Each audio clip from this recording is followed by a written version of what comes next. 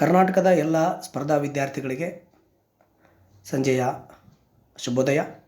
ಆತ್ಮೀಯ ಸ್ಪರ್ಧಾ ವಿದ್ಯಾರ್ಥಿಗಳೇ, ಇಂದಿನ ತರಗತಿಯಲ್ಲಿ ಹಲವಾರು ಸ್ಪರ್ಧಾತ್ಮಕ ಪರೀಕ್ಷೆಗಳಲ್ಲಿ ಕೇಳಿದಂಥ ಸಂವಿಧಾನೇತರ ಸಂಸ್ಥೆಯ ಬಗ್ಗೆ ಒಂದಿಷ್ಟು ಮಾಹಿತಿಯನ್ನು ಕಂಪ್ಲೀಟಾಗಿ ನಿಮಗೆ ಹೇಳೋಕ್ಕೆ ಬರ್ತಾ ಇದ್ದೀನಿ.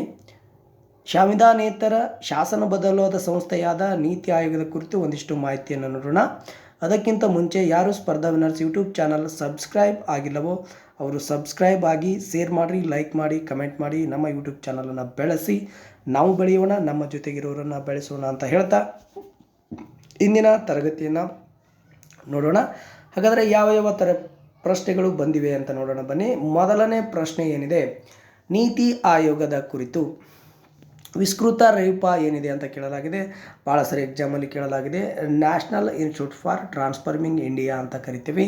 ಹಾಗಾದರೆ ಇದರ ಕುರಿತು ಒಂದಿಷ್ಟು ಪ್ರಶ್ನೆಗಳು, ಒಂದಿಷ್ಟು ವಿಶೇಷತೆಯಾದಂಥ ಅಂಶಗಳನ್ನು ನೋಡೋಣ ಬನ್ನಿ. ಏನಿದೆ ನೋಡಿರಿ, ಇಲ್ಲಿದೆ.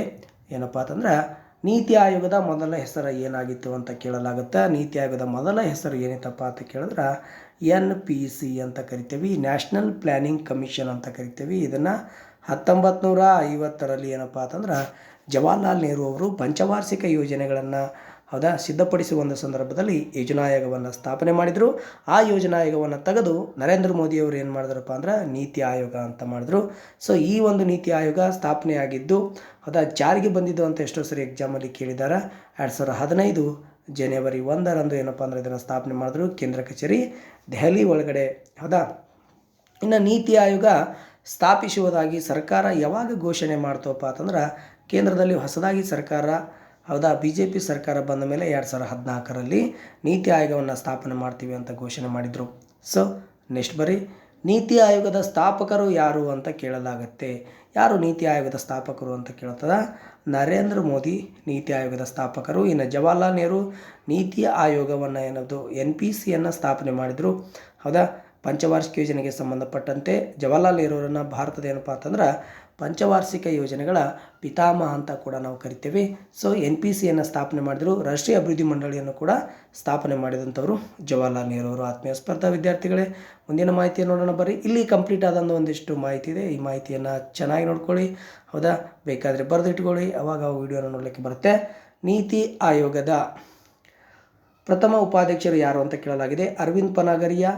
ಎರಡನೇ ಉಪಾಧ್ಯಕ್ಷ ರಾಜೀವ್ ಕುಮಾರ್. ಪ್ರಸ್ತುತ ಅಥವಾ ಮೂರನೇ ಉಪಾಧ್ಯಕ್ಷ ಯಾರು ಅಂತ ಕೇಳಿದ್ರೆ ಸುಮನ್ KBೇರಿ. ಅಂದರೆ ಪ್ರಸ್ತುತ ಯಾರ್ದಾರು ಅಂದರೂ ಒಂದೇ, ಮೂರನೇ ಉಪಾಧ್ಯಕ್ಷರು ಅಂದರೂ ಒಂದೇ. ಇಲ್ಲಿ ನೀತಿ ಆಯೋಗದ ಉಪಾಧ್ಯಕ್ಷರನ್ನ ಯಾರು ಆಯ್ಕೆ ಮಾಡುತ್ತಾರೆ ಅಂದ್ರೆ ಅಧ್ಯಕ್ಷರು ಆಯ್ಕೆ ಮಾಡುತ್ತಾರೆ.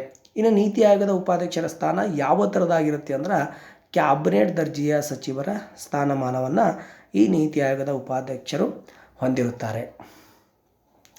ನೀತಿ ಆಯೋಗದ ಪ್ರಥಮ CEO ಯಾರು ಅಂತ ಕೇಳಲಾಗುತ್ತೆ. ಸಿಂಧುಶ್ರೀ ಕುಲ್ಲೂರು. ಈ CEOಗಳ ಬಗ್ಗೆ ಹೆಚ್ಚಿನ ವಿಡಿಯೋವನ್ನು ನೋಡೋಣ ಬನ್ನಿ. ಇಲ್ಲಿದೆ ನೋಡಿರಿ, ಏನೇನು ಕಂಪ್ಲೀಟ್ ಆದಂಥ CEOಗಳ ಬಗ್ಗೆ ಒಂದು ಮಾಹಿತಿ ಇದೆ. ನೀತಿ ಆಯೋಗದ ಪ್ರಸ್ತುತ CEO ಯಾರು ಅಂತ ಕೇಳಿದ್ರೆ BVR ಸುಬ್ರಹ್ಮಣ್ಯ ಅವರು ಪ್ರಸ್ತುತ CEO ಇದ್ದಾರೆ. ಇನ್ನು ನೀತಿ ಆಯೋಗದ ಮೊದಲ CEO ಸ್ಟಾರ್ಟಿಂಗ್ 2015ರಲ್ಲಿ ಯಾರಿದ್ದರು? ಸಿಂಧುಶ್ರೀ ಕುಲ್ಲೂರ್. ಅಥವಾ ಮೊದಲ ಮಹಿಳಾ CEO ಯಾರು ಅಂತ ಕೇಳ್ತಾರೆ? ಸಿಂಧುಶ್ರೀ ಕುಲ್ಲರ್. ಎರಡನೇ CEO ಅಂದ್ರೇನು? Chief executive officer Amitabh Kant. ಮೂರನೇದವರು ಪರಮೇಶ್ವರ್ ಅಯ್ಯರ್. ಪ್ರಸ್ತುತ ಅಥವಾ ನಾಲ್ಕನೇದವ್ರು ಯಾರಪ್ಪ ಅಂದ್ರೆ BVR ಸುಬ್ರಹ್ಮಣ್ಯ. ಯಾವುದೇ ಒಂದು ಮ್ಯಾಟ್ರನ್ನ ಓದಿದ್ರು ಅಚ್ಚುಕಟ್ಟಾಗಿ ಕಂಪ್ಲೀಟಾಗಿ ಸ್ಟಡಿ ಮಾಡಬೇಕು. ಓಕೆ, ನೆಕ್ಸ್ಟ್ ನೋಡೋಣ ಬರ್ರಿ ಏನದಂತ. ಇನ್ನು ಈ ನೀತಿ ಆಯೋಗದ ಒಟ್ಟು ಸದಸ್ಯರ ಸಂಖ್ಯೆ ಎಷ್ಟು ಅಂತ ನಾನು ಹೇಳಿದೆ. ಇಲ್ಲಿಂದ ಭಾಳ ಇಂಪಾರ್ಟೆಂಟ್ ಇದೆ, ಸ್ವಲ್ಪ ಮಾಹಿತಿಯನ್ನು ತಿಳ್ಕೊರಿ ಚೆನ್ನಾಗಿ. ಯಾಕಂದ್ರೆ ಈ ಸದ್ಯದಲ್ಲಿ KS ಕೂಡ ಕಾಲ್ಫಾರ್ಮ್ ಆಗಿದೆ.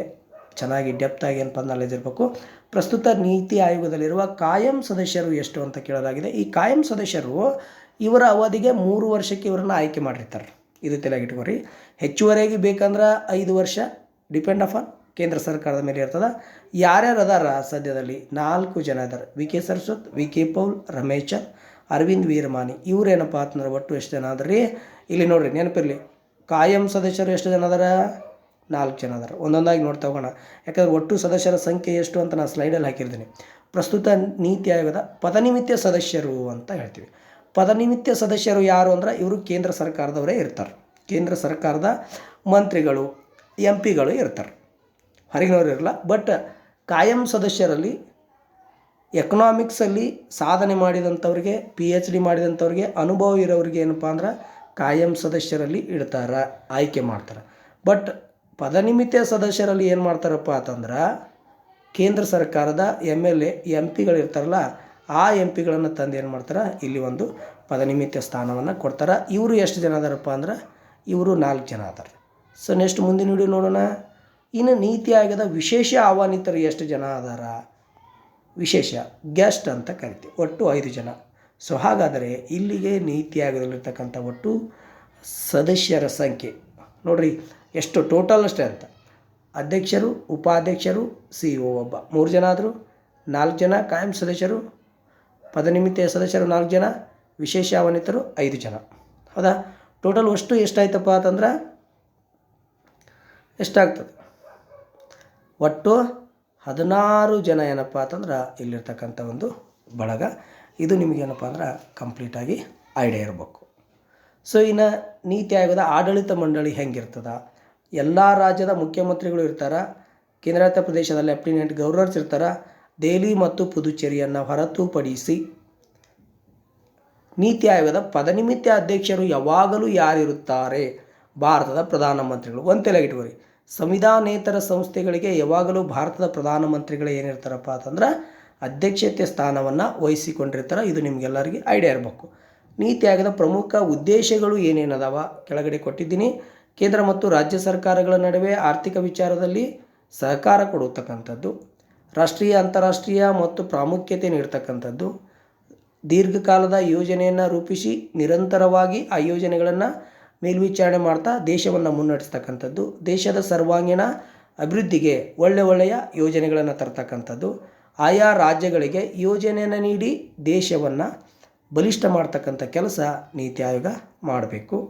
ಇನ್ನು ನೀತಿ ಆಯೋಗದ ಕಾರ್ಯಗಳು ನೋಡ್ರಿ, ರಾಜ್ಯಗಳ ನಡುವೆ ಸ್ಪರ್ಧಾತ್ಮಕತೆಯ ಹೋಲಿಕೆ ಮನೋಭಾವವನ್ನು ಹೆಚ್ಚಿಸಿ ರಾಜ್ಯಗಳನ್ನು ಬೆಳೆಸುವುದು, ರಾಷ್ಟ್ರೀಯ ಐಕ್ಯತೆಗಾಗಿ ಎಲ್ಲ ರಾಜ್ಯಗಳ ಸಹಾಯ ಗುಣವನ್ನು ಏರ್ಪಡಿಸ್ತಕ್ಕಂಥದ್ದು, ಕೇಂದ್ರ ಮತ್ತು ರಾಜ್ಯಗಳ ನಡುವೆ ನಿಕಟವಾದಂಥ ಸಂಬಂಧವನ್ನು ಬೆಳೆಸುವುದು.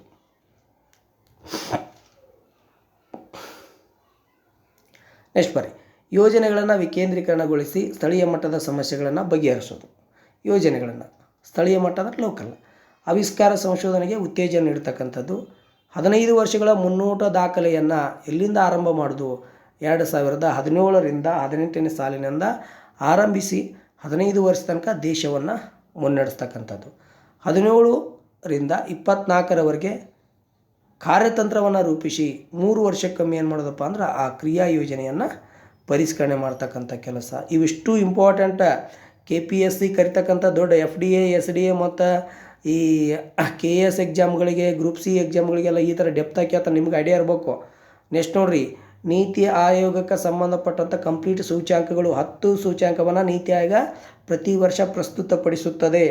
ಓಕೆ, ಎಲ್ಲರಿಗೂ ಕೂಡ ಏನಪ್ಪ ಅಂತಂದ್ರೆ ಮತ್ತೊಮ್ಮೆ ನಮಸ್ಕಾರಗಳು. ನಮ್ಮ ಯೂಟ್ಯೂಬ್ ಚಾನಲನ್ನು ಲೈಕ್ ಮಾಡಿಸ್ರಿ, ಶೇರ್ ಮಾಡಿರಿ, ಸಬ್ಸ್ಕ್ರೈಬ್ ಮಾಡಿರಿ. ನಾವು ಹಾಕ್ತಕ್ಕಂಥ ಒಳ್ಳೆ ವಿಡಿಯೋಗಳು ನಿಮಗೆ ತಲುಪ್ತವೆ. ಹೌದಾ? ಜಾಸ್ತಿ ವಿಡಿಯೋಗಳನ್ನು ಮಾಡೋಕ್ಕಾಗ್ತಿಲ್ಲ. ಯಾಕಪ್ಪ ಅಂದರೆ ಕರ್ನಾಟಕ ರಾಜ್ಯದಲ್ಲಿರ್ತಕ್ಕಂಥ ಎಷ್ಟೋ ಬಡ ವಿದ್ಯಾರ್ಥಿಗಳಿಗೆ ಬೆಳಿಗ್ಗೆ 10 ಗಂಟೆಗೆ ಮತ್ತು ರಾತ್ರಿ 9 ಗಂಟೆಗೆ ಏನಪ್ಪ ಅಂದ್ರೆ ಸ್ಪರ್ಧಾ ವಿನರ್ಸ್ ಯೂಟ್ಯೂಬ್ ಚಾನಲ್ ವತಿಯಿಂದ ಉಚಿತವಾಗಿ ಆನ್ಲೈನ್ ಟೆಸ್ಟ್ಗಳನ್ನು ಮಾಡ್ತಿದ್ದೀವಿ. ಸೊ ಹಾಗಾಗಿ ಒಂದು ಸ್ವಲ್ಪ ವಿಡಿಯೋಗಳನ್ನು ಹಾಕ್ಲಿಕ್ಕೆ ಡಿಲೇ ಆಗುತ್ತೆ. ನೀವೆಲ್ಲ ಸಹಕಾರ ಮಾಡಬೇಕು. ಯಾರಿಗೆ ಟೆಸ್ಟ್ಗಳನ್ನು ಬರೆಯೋಕ್ಕೆ ಇಂಟ್ರೆಸ್ಟ್ ಇದೆಯೋ ಅವರೆಲ್ಲ ಕಮೆಂಟ್ ಸೆಕ್ಷನಲ್ಲಿ ನಿಮ್ಮ ವಾಟ್ಸಪ್ ನಂಬರನ್ನು ಹಾಕಿ, ಆ ನಂಬರ್ಗೆ ನಾನು ನೇರವಾಗಿ ಲಿಂಕನ್ನು ಕಳಿಸ್ತೀನಿ. ಇಲ್ಲಾಂದ್ರೆ ನನ್ನ ನಂಬರ್ 8971028189. ಇದು ನನ್ನ ಒಂದು ಕಾಂಟ್ಯಾಕ್ಟ್ ನಂಬರ. ಈ ನಂಬರ್ಗೆ ಏನಪ್ಪ ಅಂದ್ರೆ ನೀವು ನೇರವಾಗಿ ವಾಟ್ಸಪ್ ನಂಬರ್ ಹಾಕಿರಿ.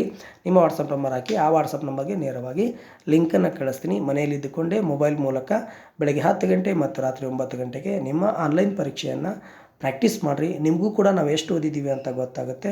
ಇಷ್ಟು ಹೇಳ್ತಾ ಇಂದಿನ ತರಗತಿಯನ್ನು ಕಂಪ್ಲೀಟ್ ಮಾಡ್ತಾಯಿದ್ದೀನಿ. ಮತ್ತೊಮ್ಮೆ ಎಲ್ಲರಿಗೂ ಏನಪ್ಪ ಅಂತಂದ್ರೆ ಒಳ್ಳೆಯದಾಗಲಿ. ಮುಂಬರ್ತಕ್ಕಂಥ ಪರೀಕ್ಷೆಯಲ್ಲಿ ನಿಮಗೊಂದು ಒಳ್ಳೆ ಜಾಬ್ ಸಿಗಲಿ ಅಂತ ಹಾರೈಸ್ತಾ ಇಂದಿನ ತರಗತಿಯನ್ನು ಮುಗಿಸೋಣ. ಎಲ್ಲರಿಗೂ ಮತ್ತೊಮ್ಮೆ ನಮಸ್ಕಾರ.